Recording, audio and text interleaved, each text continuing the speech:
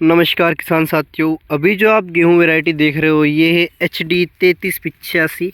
75 दिन की अवस्था में किसान साथियों 4 सिंचाई इसमें अभी अपन पूर्ण कर चुके हैं। हाइट इसकी कमर तक अभी से हो चुकी है, जबकि इसमें बालियां अभी तक नहीं आई है। किसान साथियों गेहूं बढ़िया है, लेकिन 130 से 135 दिन में कटकर तैयार होने वाली वैरायटी है। अब जैसा कि आपको पता है, जो वैरायटी जितना लेट पककर तैयार होती है उतना ही उसकी पोटेंशियल यील्ड ज़्यादा होती है और बढ़ चढ़कर चलती है। तो किसान साथियों इस गेहूं का भी कुछ ऐसा ही है। ये गेहूं उत्पादन देने के मामले में बहुत ही तगड़ा है और इसकी बालियां भी काफ़ी अच्छी लंबी और बड़ी है। लेकिन समस्या ये है कि इसकी हाइट काफ़ी ज़्यादा बढ़ती है, लेकिन इसकी कलियों की संख्या है वो काफ़ी अच्छी है। तो कहीं ना कहीं इसके कुछ फ़ायदे भी है और कुछ नुकसान भी है।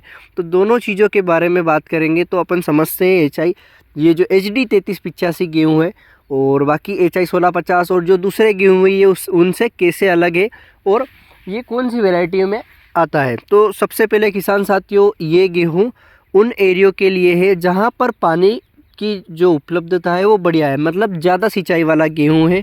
इसको 5 से 6 सिंचाई आराम से इसको आवश्यक होती है।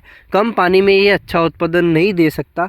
और एक तो ये लेट वैरायटी है। मान लो अभी 1650 में मैंने आपको पता है कि 1650 तेजस बाकी सभी गेहूँ में बालियाँ आ चुकी है, लेकिन इस गेहूँ में अभी बालियाँ का अता पता नहीं है। बहुत ही कम 2, 4, 5% बालियाँ इस पूरे प्लॉट पे अपन को देखने को मिलेगी। तो कहीं ना कहीं ये वैरायटी लेट है। तो जिन एरियो में पानी जल्दी सिंचाई खत्म हो जाती है, दूसरी तीसरी चौथी सिंचाई में ही पानी खत्म हो जाता है, तो उनके लिए ये वैरायटी नहीं है। ऊपर से अपने यहाँ पे ठंडी ज़मीन है, तो अपने किस एरिया में ठंडी है दूसरे एरिया में रेत वाली है, तो रेत वाली इलाके में अपन ने नहीं लगाई, ठंडे इलाके में लगाई।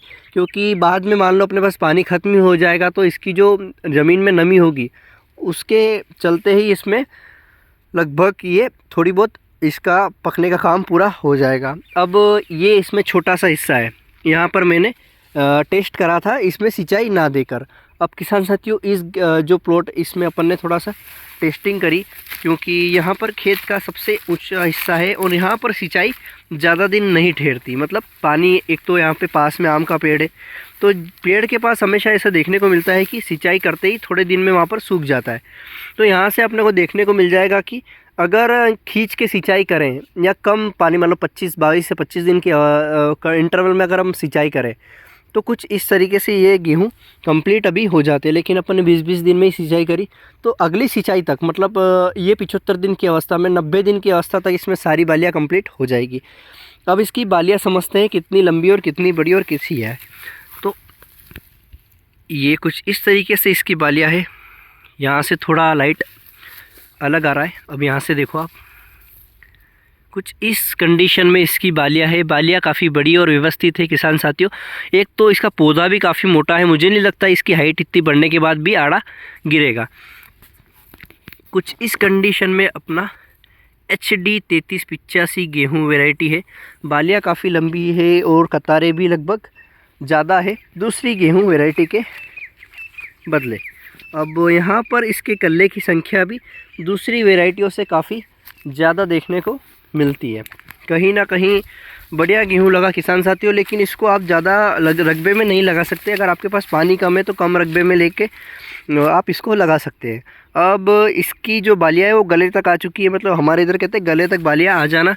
यहाँ से जब फ्लैग लीफ के बाद जब इन पोई से बालियाँ निकलना शुरू हो जाती है तो हमारे इधर कहते हैं गले तक बालियाँ आना। और लगभग 5 से 7 दिन में ये प्लॉट में सारी बालियाँ आपको देखने को मिल जाएगी। गेहूँ काफ़ी बढ़िया है, रोग प्रतिरोधक क्षमता काफ़ी अच्छी है। और सीड रेट इसकी बात करें तो आप 20-22 किलो 25 किलो भी अगर आप इसका सीड रेट रखते हो प्रति बीघा का तो ये बहुत हो जाएगा इसके लिए। इसका फुटाव काफ़ी शानदार है, उगने की क्षमता भी अच्छी है। पिलासपन इसमें खासकर कुछ ज़्यादा देखने को नहीं मिला। इसकी हाइट कंट्रोल करने के लिए अपन ने तीसरी सिंचाई 25 से 27 दिन की अवस्था में खींच के सिंचाई करी थी, तो उससे इसकी हाइट भी अच्छी खासी अपन ने कंट्रोल कर ली। लेकिन अगर उस टाइम पे अगर हम व्यवस्थित इसको ध्यान में रखते हुए सिंचाई नहीं करते तो ये प्लॉट अभी इसकी हाइट और भी ज़्यादा बड़ी हुई देखने को मिलती। बाकी देखने लायक है कि इसकी बालियाँ काफ़ी अच्छी और बड़ी है, और मुझे यही बात इसकी सबसे बढ़िया लगी है। बालियाँ देखो बढ़िया है और लगभग एक बाली में 14 कतारें यहाँ पर कंप्लीट है। और अगर दाने ज़्यादा हैं तो कहीं ना कहीं उत्पादन भी आपको ज़्यादा ही मिलेगा। बढ़िया वैरायटी है किसान साथियों, HD 3385 पहलवान कहते हैं इसे। अब कहीं ना कहीं ये वैरायटी लेट इसलिए भी है क्योंकि इसकी जो गर्मी सहन करने की सहनशीलता है वो काफ़ी बढ़िया है। ये इसकी गर्मी कहीं हद तक ये मतलब 27-28 डिग्री भी टेम्परेचर होगा अगर मान लो फरवरी एंडिंग में या फरवरी स्टार्टिंग में। मान लो अभी तो जनवरी 20-22 तारीख बाद ही अपनी गर्मी शुरू हो चुकी थी, लेकिन कहीं ना कहीं ठंडक, मौसम ठंडे होने के चलते अभी जो मौसम ठंडा है तो कहीं ना कहीं बालियाँ और बाकी चीज़ें भी व्यवस्थित हो चुकी है और दूसरे गेहूँ भी बढ़िया हो चुके हैं। अब जैसे अगर इसमें गब्बी से गर्मी शुरू हो जाती तो जो दाने भराने होते हैं वो हल्के भराते हैं, उनका कलर कमज़ोर होता है या पतले होते हैं। लेकिन अभी मौसम ठंडा हो चुका है तो कहीं ना कहीं हमें किसानों को थोड़ा सा फ़ायदा होगा। बाकी इस मौसम परिवर्तन से बारिश और ओलावृष्टि और हवा चली है, उससे किसानों को काफ़ी नुकसान भी हुआ है। अपने पास वाले खेत जो उस साइड खेत थे जहाँ पर दाने भर चुके थे, बालियों में वजन आ चुका था, तो वो सारे खेत आड़े गिर चुके हैं। लेकिन अपने खेत के अपनी लेट बुआई थी और अभी आधे प्लॉट में बालियाँ निकली है, आधे में नहीं निकली है, तो ऐसे में हवा चली लेकिन कोई ज़्यादा खास नुकसान नहीं हुआ। तो किसान साथियों वैरायटी बहुत ही शानदार है। जैसे ही इसमें बालियाँ निकलेगी मैं आपको एक और वीडियो इसकी डाल दूंगा ताकि आप बालियाँ इसकी देख सकते हैं और देख ले और समझ सके कि बढ़िया वैरायटी कैसी क्या है, आपको समझ में आती है कि नहीं। मेरी तरफ से वैरायटी काफ़ी बढ़िया है और अगर अच्छी सिंचाई आप कर सकते हो तो इस वैरायटी का कोई तोड़ नहीं है।